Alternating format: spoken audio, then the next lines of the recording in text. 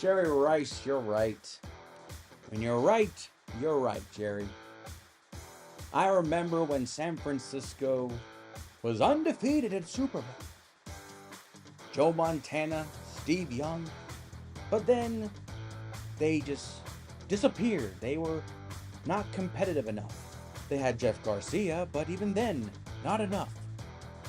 Then Colin Kaepernick took him to the Super Bowl. Lost to your brother and the Ravens. It's okay. Then Jimmy Garoppolo went against the Chiefs. Mahomes got his first of many rings. A few years went by, and you guys were so close. Then Brock Purdy got a devastating injury. Then you went back again, and you won. And then you went to Super Bowl against Mahomes, again, trying to rewrite history. The sad thing is, history is set in stone, and Taylor Swift was on their sideline. Does it make a factor? Not really. But you guys lost again. What I'm trying to say is, hey everybody, I'm Cortez, and I'm a critic. We're talking about the San Francisco 49ers and the lost legacy of perfection.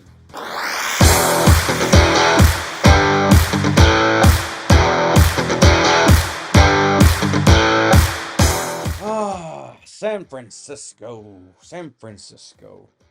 You know, when I was a late bloomer when I got into football, and I was told by my grandparents, especially my grandfather, my abuelito, that San Francisco was the best team in football. Now, granted, because of Joe Montana and Steve Young, so of course it was hard to argue that. Funny enough, we did not grow up with the whole Dallas is the best team and became obnoxious fans. Lucky for us, I was a late bloomer and didn't know much about football until probably my teens. And I lived in Florida, so it was either Jacksonville, Miami, or Tampa. I went with Tampa because Warren Sapp actually went to the same aquarium I went to back in the day. So there you go. And the rest is history. And no, he did not adopt me as his godchild. But, long story short, San Francisco was a team of legacy. And every time you hear San Francisco, even today, heck, just watch the San Francisco Dallas games. How many San Francisco fans rush into Dallas to watch the Cowboys play Niners, and that there's more of this color in San Francisco, in Dallas, than anywhere else. So to me, that speaks of a grander legacy of fans versus the Cowboys, the Patriots, and now the Chiefs. But San Francisco, because of sorry, got a little glitch there. Because of what happened with Brock Purdy and the injury, Philadelphia went on to go to the Super Bowl and lost to Kansas City Chiefs. This year, they rewrote the ship and got back into it, won the NFC, and went to the Super Bowl. But just like Philadelphia and they did before in the past, they also lost to the Chiefs. So nothing has really changed. And now it's becoming a narrative of, is Brock Purdy really the man? Because it's getting to the point where eventually you're going to start paying this man money on a second contract. And since he was Mr. Irrelevant, his contract window is a lot closer. Do I think he deserves it? Hard to say. Yeah, he does deserve it. So I'm going to say pay the man, but you did trade for Trey Lance and he's no longer there. So let's just be thankful for, unanswered prayers. I had San Francisco at 13-4, and they were probably going to get there. But then again, they did have a devastating loss at the very end, and they rested their players, giving the Rams a chance to give us the Stafford and Detroit matchup that we always wanted in the playoffs. So at the end of the day, it was kind of close. But talking about San Francisco, we must talk about their best game. And there was a lot of games that San Francisco just flat out dominated, blew up, you name it, they did. San Francisco's best game, in my humble opinion, is Week 13 versus the Philadelphia Eagles. For two big reasons. And I said about Philadelphia's video, because I think I put the Niners as their worst game. I thought Philadelphia was weak. I thought Philadelphia was tired. I thought Philadelphia was literally gasping for a break. And San Francisco just came in and just beat the living crap out of them. They literally pulled an Omni-Man to Mark Invincible style, just bam, bam, bam, beat them down. The Niners, with Philadelphia and Dallas, were the three-headed horsemen of the apocalypse of the NFC, fighting for potential number one seed spot. And San Francisco just put 42 points on both them suckers and literally told them that don't even bother. Don't bother. Sit down. You guys fight for two. And Philadelphia fell asleep at the wheel and Dallas took two. But that to me is San Francisco's best game. It was on the road. It was a harsh opponent. But think about it like this. San Francisco put 42 points on both Dallas and Philadelphia, the two teams that were considered the greatest threat to the San Francisco's Super Bowl trip potentially as the season went on. It was always, San Francisco, Dallas, Philadelphia, or San Francisco, Philadelphia, Dallas, whatever network you guys watch it. It was always San Francisco first, and then Dallas, and then that one obnoxious person would say, I think Dallas is better than everyone, blah, blah, blah, blah, blah. And we humble him for a few weeks, and then when it time to put up a show up, San Francisco showed up, and Dallas, well, they didn't shut up. But it proved a point that, okay, so the best way to make an argument end when it comes to sports is for them to play each other. Coincidentally, San Francisco played both of them and smacked them both in the mouth. And this game just, now granted, people will say, well, that was early in the season. That were the excuses are only for those that lose. This was the game that San Francisco wanted to showcase that, hey, you think Philadelphia is great? Fine. We will prove to you that we are better. And they did. And clever segue was showing San Francisco's dominating performance at Philadelphia and how everyone had, fantasy point numbers to win every team's fantasy team that weekend.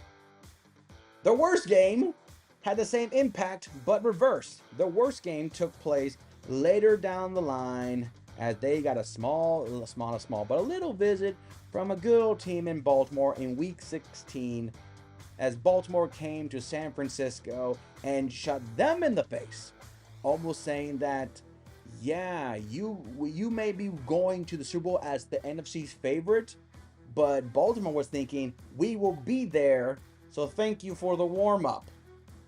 That game I watched, and I was incredibly embarrassed for a Niner fan to see on a national televised game against potentially the two MVP, maybe even three, if you count Christian McCaffrey and Brock Purdy, of MVPs. And it kind of started off a little bit like, okay, it's a little sloppy.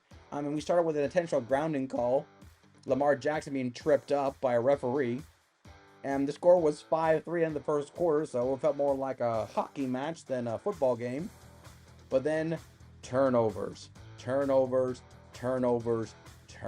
became the narrative, and Brock Purdy, who in the Eagles game threw for 4 touchdown passes, in another Bird game he threw 4 interceptions, leading to touchdowns and points, and ultimately just kind of an easy blowout win for the Ravens. I mean, you can make an argument that the turnovers, were the only reason why the Niners lost, and I'm like, that's usually how football goes. He who commits the most turnovers, he's the one that lost. And the Ravens just took advantage of it. And they did. Now, Christian McCaffrey did have a great day, but that's Christian McCaffrey. He's trying to keep his MVP hopes alive in a world where running backs are considered, second-class citizens among his own peers.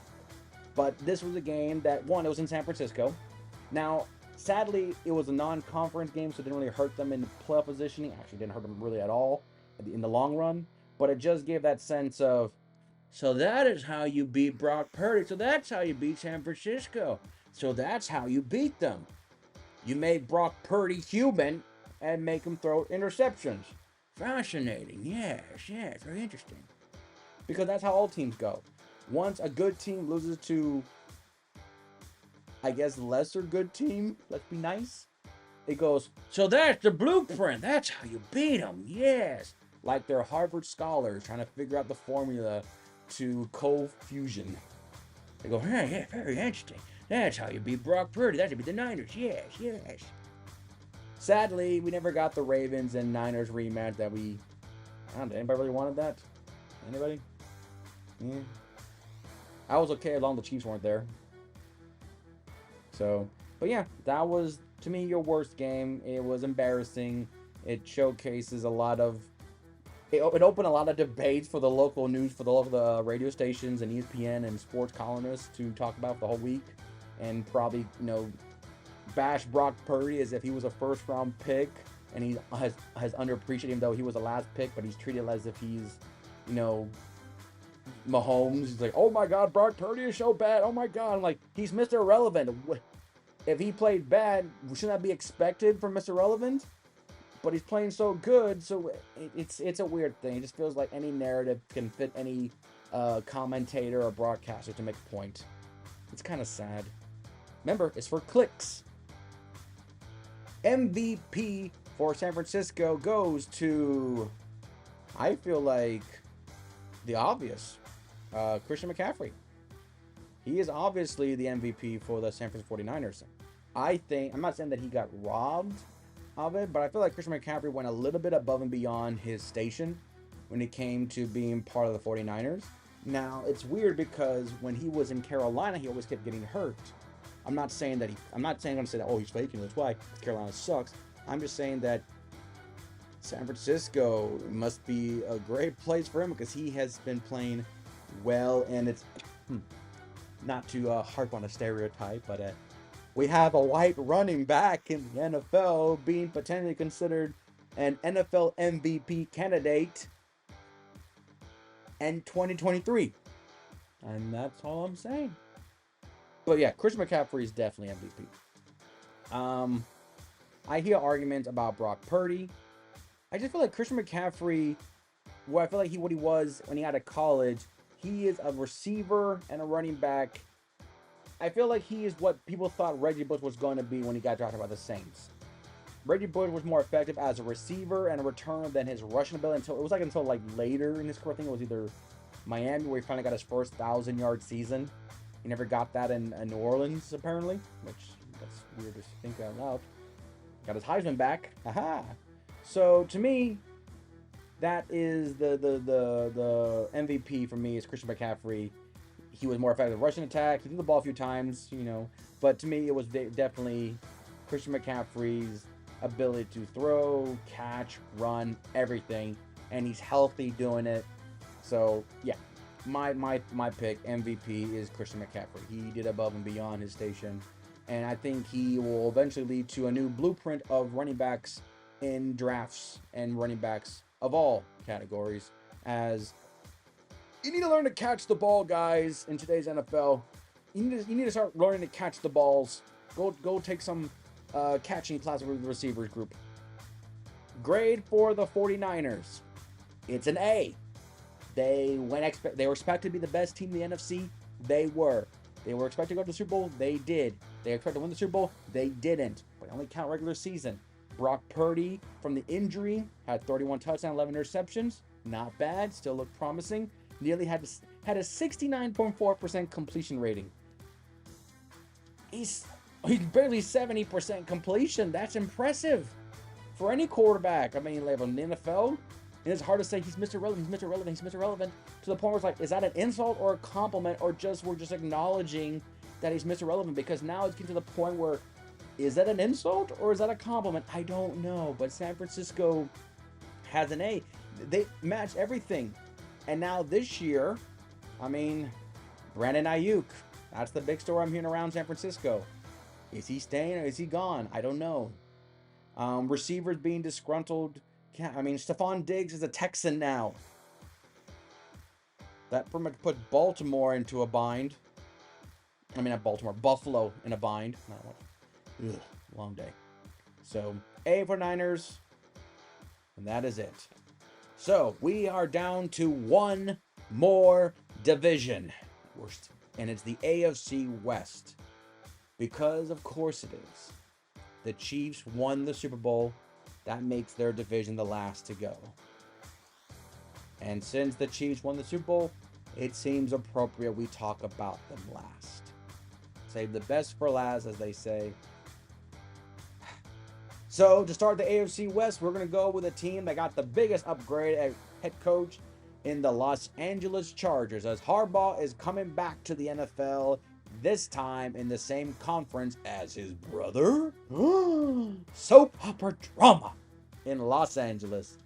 Until next time, I'm Cortez, and I'm a critic. Thank you so very much for watching.